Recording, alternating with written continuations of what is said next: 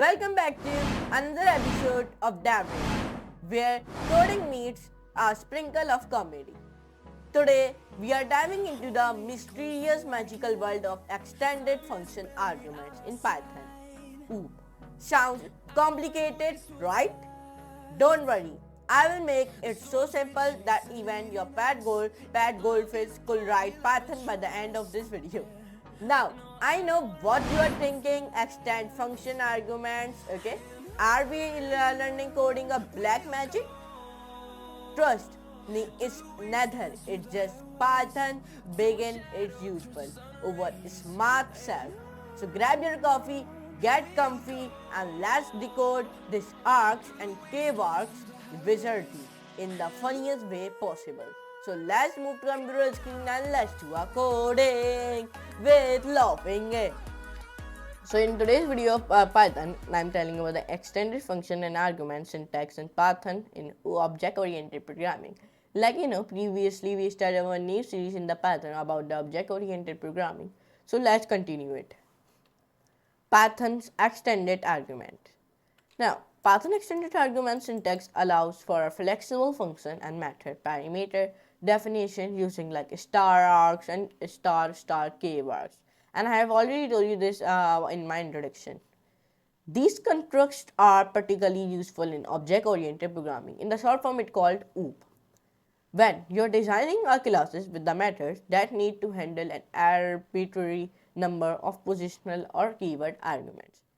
There is one example it has given me to demonstrate their use in object-oriented programming, or in the short, it's called the OOP. Now, this one example, so let me copy the example. So let me see the output, what is it giving me. Let me come on my Visual Studio Code and let me create a new window. And then let me create a one file by the name of index.py, or you give the any name to your file. And I'm making this file on my documents. Anyway, you make your file, this is your own choice, create file. And it is saying me index.py already agreed, do you want to replace it? It means like index.py file is already made it, do you want to replace it? If in that file there is not any such type of important work, so please press yes, and if in that file there is very important work, so press no and give that different name to your file. I'm pressing yes. So I'm pasting this code here. First of all, let me show you the code what I have written down. Let me show you this. First of all, we write this type of code, then this type of, then this type of, then this, then this, then this, then this. Okay. First, now let me explain you code. First of all, we initialize a robot object. Okay, first, param name of the robot. First of all, we define it here in the 10th line. Number 11th line, we define a param abilities, means we position an argument representing the robot's abilities. And in the 8th line, means in the 12th line of code, we defining a param attribute, means keyword arguments for additional robot properties. Okay, in the 12th line. Now, in the 18th line, we print the details about the robot. Okay, in which line? In the 18th line. Now, in the 32 and 33 line, we first of all in the 32 line we add a new abilities to a robot, and then in the 33 line we define a param new ability positional arguments for new abilities. Now let's come down, and then in the 40 and 41 line, means in 40 line we update our robot's attributes with a new q value pairs, and in the 38 means in the 41 line we define a param new attribute, means keyword argument for new attributes. Now in the 44 and 45 line, means 44 till 54 line, there is one example usage. Okay, in the 44 till 54 line. Okay, so let me run this code and let's see which type of output it will give you. Save it and run it. So now it is giving me very big output. Robot name alpha bot, abilities lifting welding, attribute speed fast, weight lightweight, adding a new abilities, added the abilities painting analyzing, and then it is giving me updating attributes, updated attribute color blue version 22.0. Then final description, robot name alpha bot, abilities lifting welding and painting and analyzing, then attribute speed fast, weight lightweight, color blue, and version 2.0. So like that, give me this type of output. Or if you want to change the name of the robot, so you will be also be change it. Okay, it is your own choice. If you want to change it, it is depend on you. Okay, not me.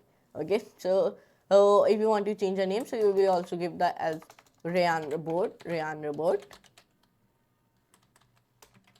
Save it in it. So now here it's coming like Rayyan robot. Let me show you where. Here you can see the name is coming on the Rayyan robot. So like that you give the change your name of your robot like that. Okay, so now let's come down. The example showcase how star arcs and star keywords enhance flexibility in designing method and classes in Python object-oriented programming. So where we define a keywords and artworks, here we first of all here we define the artworks. Here you can see it, and here we define a keywords. Okay, so how you will know this is the artworks and this is the keywords. In the artworks there is only one star, and in the keywork there is 2 star.